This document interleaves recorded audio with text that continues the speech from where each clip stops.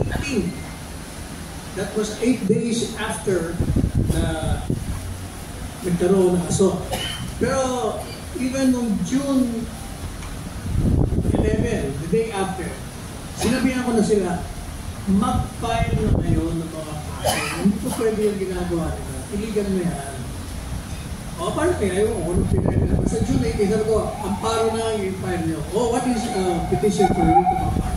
It is a legal remedy provided under the law for persons whose right to life, liberty, security, and even properties is being threatened. Threatened, hindi na nagawa na. Threatened pala. Is being threatened by a public official or a private person, an institution, by committing an unlawful act or omission. Hindi lang yung you commit something. If under the law you have to do something, you do not commit it. That is an omission. If your omission threatens the security, the liberty, as well as the life, kung sa nagre-reklamo, yun ang bibigay ng korte. So, June 18 ako nagpayo. At pinapaulit-ulit ako sa programa ko. It was on July 1st, after 2 weeks, saka lang sila nag-file. And my advice was, mag-file kayo sa Korte Suprema. Habang pwede dyan sa Korte, eh, iba na yung 15 magdidesisyon. Hindi lang sa mamaya. Kontra pa sa inyo yung Court, yung isang dyan. Yung Mabulilias. Kaya nung, kaya pa sila nag-issue ng order. When was the order was issued? 27 ba? August 27 yata. Anyway, before the issuance, on the day it was issued, kasi in-issue yun hapon mga mid-afternoon na in-issue yun. In that morning, kasi doon sa programa ko, pinukulit ko yung mga KOJC, saka yung mga anchors. Sabi ko, ano ba nangyari doon sa advice to mag-file kayo ng petition ko dito ba pa? Parang hanggang ngayon, wala kayong binabanggit sa akin. Ay, file ba? Saan hukuman? Kailan na-file? Nangungulit na ako eh. Nag-push na nga siguro sa akin eh. Kaya inaasar. Yun na ang remedyo. Nung umaga yun ha? Nung umaga. Tapos, pinadahan ako ng detalye. Sir, sabi niya, this is what happened to the court. The petition for writ na denied namin. So, binasa ko. Isang paragraph galing sa court.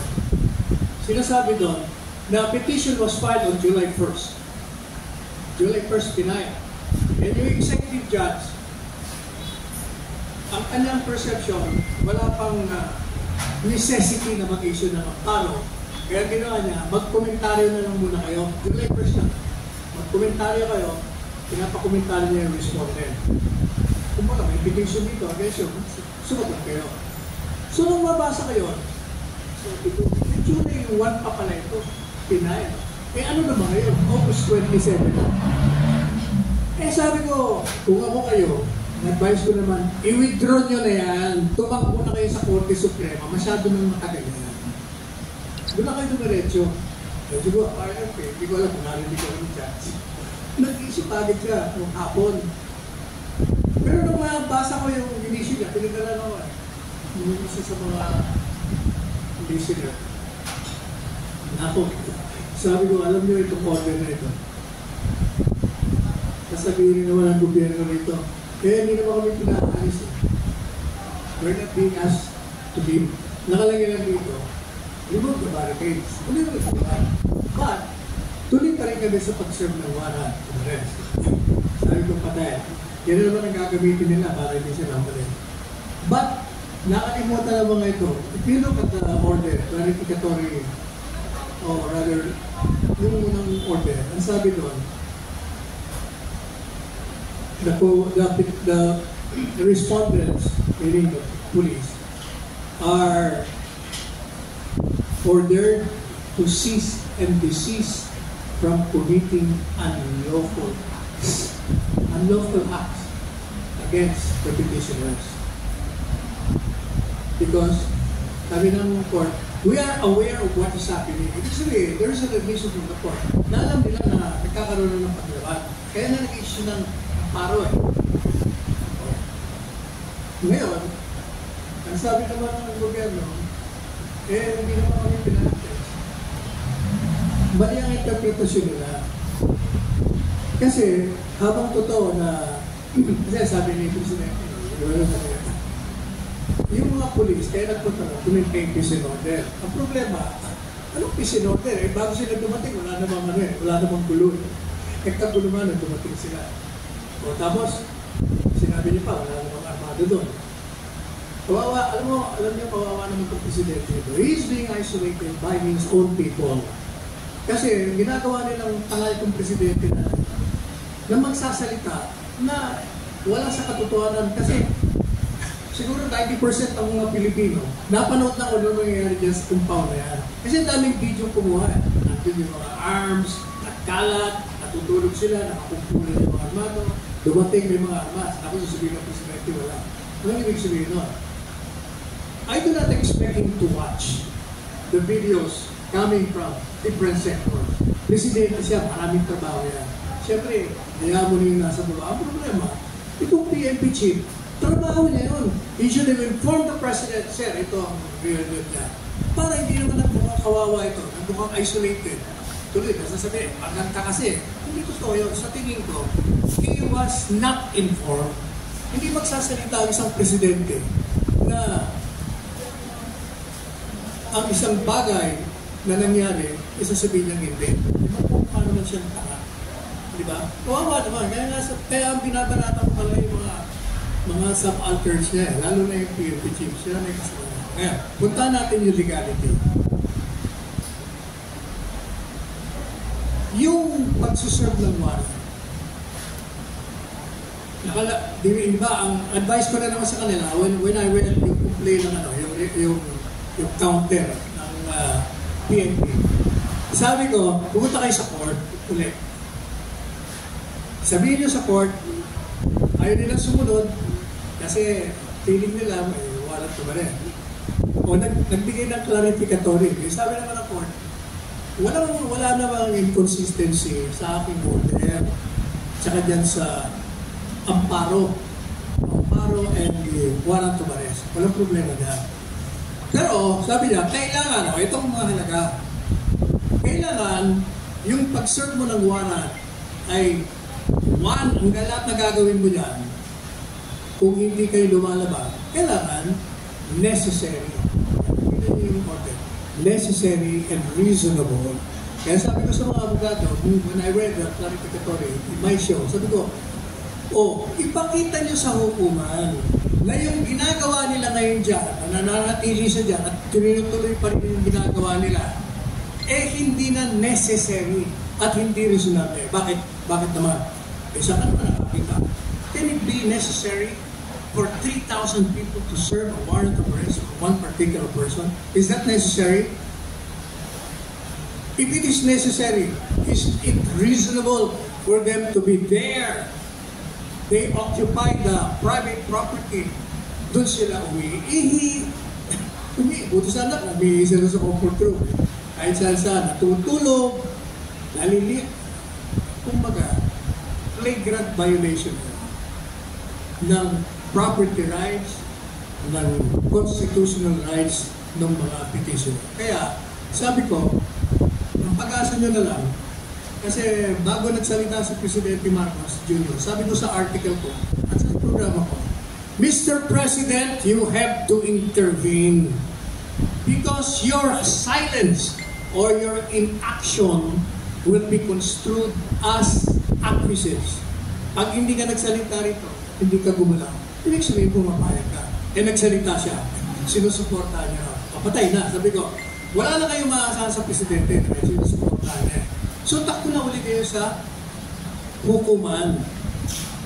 Tumakbo na kayo, nagkaroon na ng order. Hindi kayo satisfied. Ito pang advice ko. Yung mga pinapakita niyong video, yung pakinaba, pag-atake, pag-tear gas, ginagawang lahat ng pagyura, mga kalapastanganan.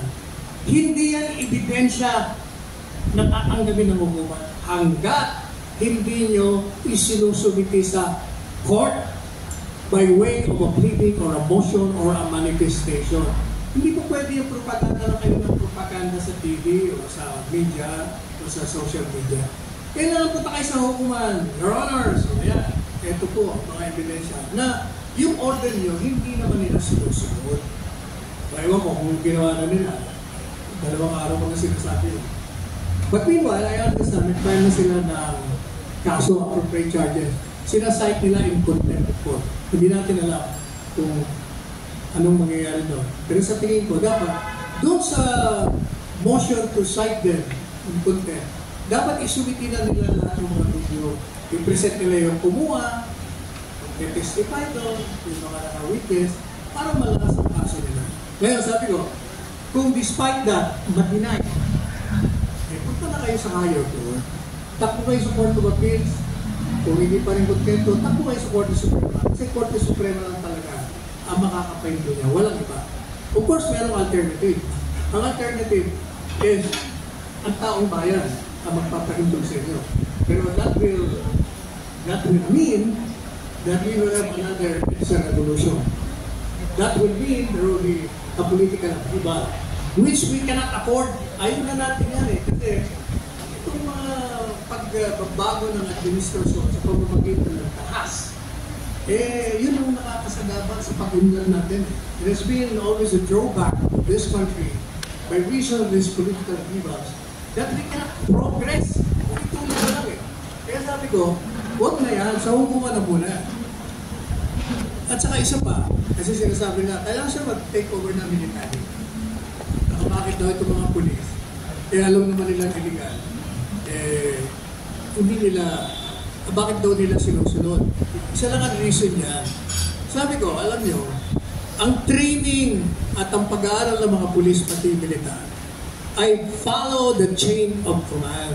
Obey first before you question. Yun ang kanilang kultura. You cannot change that. Hindi nila pinag-aralan at hindi nila pinukpok sa mga ulo nila na pag yung order ay illegal, ang arrestuin mo, yung nagbigay ng order. Hindi yun ang napag-aralan nila. Ang napag-aralan nila, sundin mo kung anong order. So kaya ako, yung military, sinasabi niya na mag-take over dahil mali, mahirapan kayo. But, tingnan niyo yung kasaysayan, paano gumalaw ang military. Doon sa EDSA Revolution, kaya lang sila gumalaw, kasi nakita na nila yung taong bayan, naglalabasan, kumukontra, nagpuprotesta, binabatuta, kahit na yung mga nagmamarcha, sila Senador Tanyada, kami nila Joker Arroyo, kahit anong gawin mo sa amin, tuloy-tuloy. Hindi ko pa ho nakikita yun. Wala ako nakikita mga prominenteng tao na sa kalsada na nangunguna sa pagpuprotesta. Kaya mga military, hindi nyo maasahan gumalaw yan. They will only withdraw support pag nakikita na they will be supported. Kaya nag-EDSA Revolution, grupo ni Rile, Trump. Kaya nung sino yung nagpakamatay? AFP Chief sa Secretary of Defense. Diba? Sino? Angelo Reyes. Diba, Secretary? Nag-withdraw din siya ng support. Yung military, kasi nakita niya na ang tao, supportado.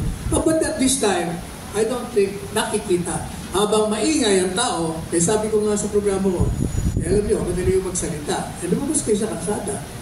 Kaya nang ginawa namin nung panahon ng Marcos, nung panahon ng Erap, at nung panahon ng Cory. Kasi kung matatandaan nyo, I fought Mr. Marcos for 20 years on the basis of violation of human rights. But when the Marcos' rights have been violated or being violated, ako'y umalis sa grupo ng Cory. And I led the fight against Cory by leading the Marcos loyalists. Kami nililo tayo. Araw-araw, kahit anong gawin sa amin, kung bayin mo kami ng tubig, kaya wala. Hanggang yung tao, nakita nyo, na-pressure sila, pinapalit nila si Edelta, na nakabalik ang mga bata.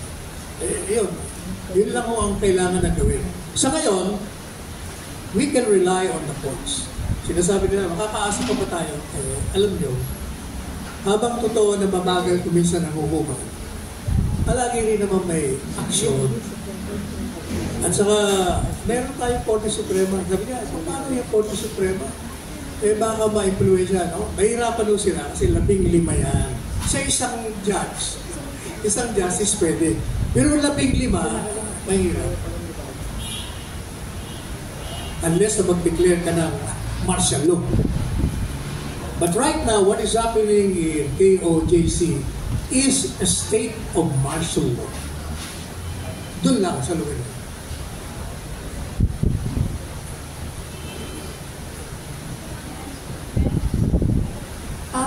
Follow up lang po, kasi sabi ko, it's 50% almost done yung PNP to search to 50% na na po yung almost done, sabi po, to search doon po sa KOJC. Sino nagsabi 50%?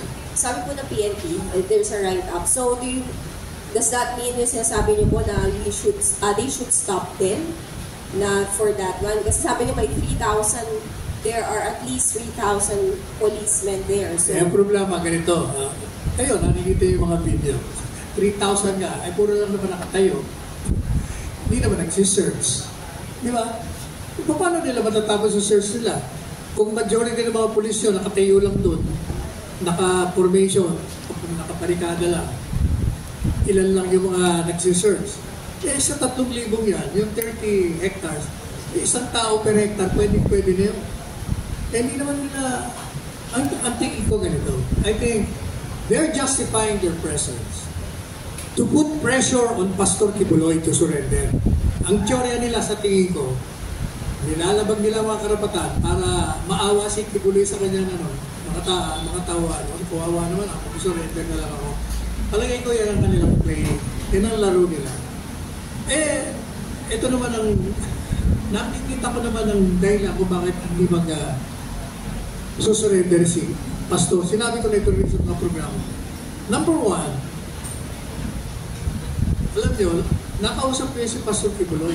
I think, 8 months before this happened. 8 months ago. Nagsumbong na siya sa akin. Sabi niya, alam mo Sal, yung mga kaso ko sa Amerika, galit sila sa akin. At ang latest na informasyon, i-rendition nila ako. 8 months ago pa niya sinasabi, anong ibig mo sabihin rendition? Hindi ba sabi niya may policy ang Amerika na pag most wanted ka, nire-rendition. You mean yung ina-abduct. Tapos dinadala sa isang lugar, pinapatay nila. Oo, gagawin nila sa akin yun. Kaya natatakot ako pala sa sarili ko. Madaling sabi, hindi naman niya ako tinanong anong gagawin. Ano bang magandang gawin? Basta nakikwento lang siya. Kaya that's one reason sa tingin ko ba't ayaw niya lumabas. Tatakot talaga siya lumabas. Pangalawa, ito naman yung, ako naman ang nagbibigay reason kung bakit hindi siya lalabas sa Pilipinas. Kahit na walang rendition. Bakit? Eh, paano? Ang problema naman dito sa Senado, doon sa committee hearing ng isang senadora, eh, inilarawan mo ng guilty yung mama na human trafficker, sexual abuser, nananakit ng tao. Ginagamit ang kanyang posisyon bilang religious leader upang mag-take advantage sa mga followers niya nang wala pang kaso. Kasi yun ang mga inilabas ng mga testigo doon are the same people na nag-file din doon sa Amerika. The same people yan eh. Nag-file sila ng ganyang kaso sa Davao. And that was dismissed already. Dismissed na ho yung sinasabi ng senadora na meron ditong demanda. Kaya ang naging problema naman, kaya criticize ko naman yung DOJ ng panahon ni Duterte. Kasi inupuan nila yung kaso, nag-appeal. So nakatenga ng 2 taon. Walang kasi kung decision na nila na in-affair, wala na sana problema. Ang nangyari, nung nagkaroon ng prakaso dyan sa Kibuloy, nagkaroon sila ngayon ng dahilan, binuhay nila, in-affair nila, dininay nila, or rather, i-reverse nila yung desisyon. That is why na-file ang kaso. O, ang sabi ko sa kanila, problema sa inyo, tinatry yung 5 publicity yung mamang ito. Ako, sabi ko, I will prophesy, hindi susuko yan. Kasi walang laban eh. Siniraan nyo na. Pareho yan ang ginawa nyo kay Bantag. Wala pang kaso si Bantag. Wala pang preliminary investigation. Sinabi nyo na 100% na guilty yan. Guilty as well. Kako hindi na susuko sa inyo yan. Yan din ang ginawa nyo kay Teves. Wala pa rin kamot demanda. Wala pang preliminary. Sinabi niya, martyrer yan. Eh sino namang matino na pag-iisip na tao na siniraan nyo na siniraan tapos susuko sa inyo? O yan din ang ginawa nyo kay Alice Go. Wala pang kaso. Nilarawan nyo na. Na illegal lahat ang ginagawa niya. I'm not saying that these people I'm referring to are not guilty. What I'm saying, I've been repeatedly saying, if you have the goods, idemanda nyo na kaagad. Hindi yung sinisiraan nyo, tina-trial by publicity. Gaya ng ginagawa na naman nyo ngayon kay Sara Duterte. Gaya ng ginagawa niya kay Duterte Digong na murderer daw, nagutos na ganito. Gaya ng ginagawa niya kay De La Rosa. Yan ang problema. Sinisiraan nyo eh. Eh kung titingnan nyo naman ang mga basis, puro naman hearsay. Wala namang personal knowledge. O kagaya ng kay Colonel Espinido. Ano sabi niya? Ang sabi ko sa akin, i-neutralize ko. Kailangan mawala. Kung mawala, sinabi mo, patayin mo. Kung wala siya sinabing patayin, sinabi niya lang, sabi ng lingwa yung mawala, kasama yung mamatay. Mamatay! Pwedeng mamamatay kami sa pakikipaglaban sa kanila. O mamamatay din sila. But under the law, killing is justified when your lives are in danger. Kung yung mga adik ang kalaban ng mga drug lords, hindi naman papahuli ng buhay. Kung na ngayon, paparinig ngayon. Ba't naman sila magpapahuli? O, ayan o ang nagiging.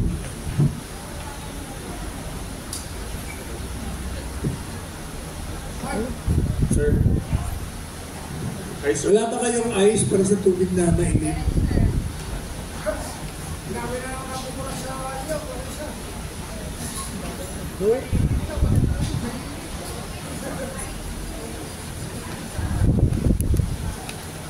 Sir? Star, wala ba kayong mga kasama mo?